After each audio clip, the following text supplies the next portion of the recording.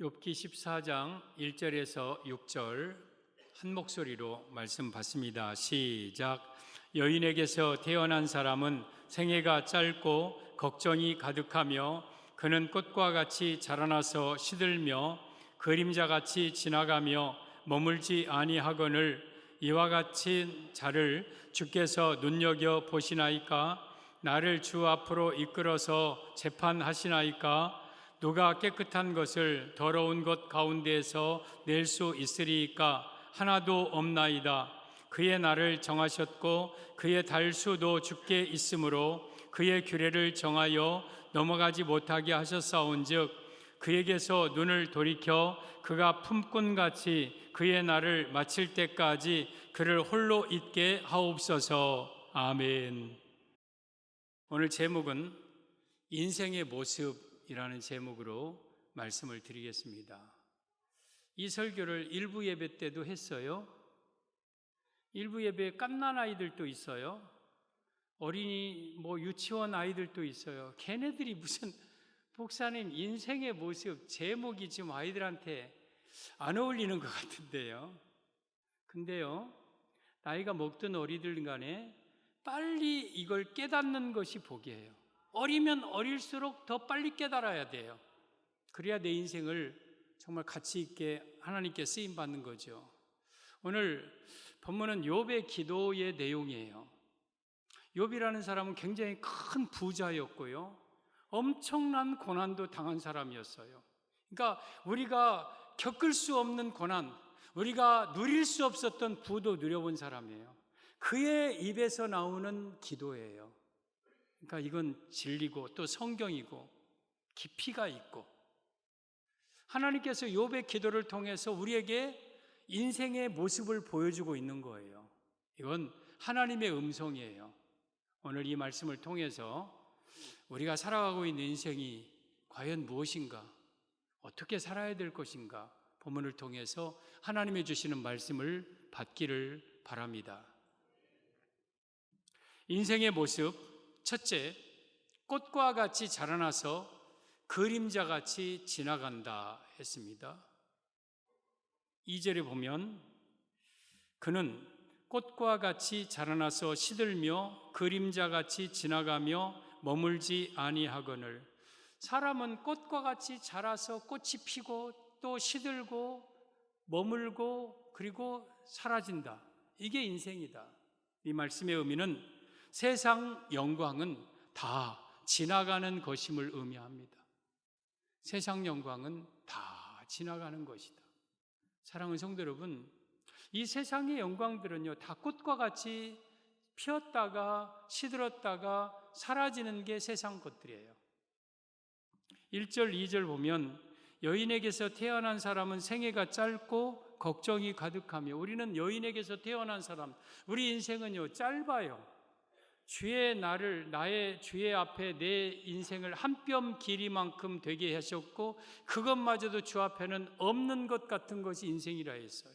우리 인생은 짧아요. 그리고 걱정이 가득하고 살아가면 걱정과 번민, 고민 이런 것들이 가득한 것이 인생이에요. 오늘 2절에 꽃과 같이 자라나서 언젠 꽃처럼 확 피는 인생이 있고 정말 화려한 것 같지만 또 시들고 그림자같이 지나가며 머물지 않고 사라지는 게 인생이다. 그래서 우리 인생은 여러분 이처럼 다 지나가는 것이 인생이다. 아무리 화려하고 아무리 대단한 인생을 살았어도 그도 다 지나가는 거다. 이게 인생이다.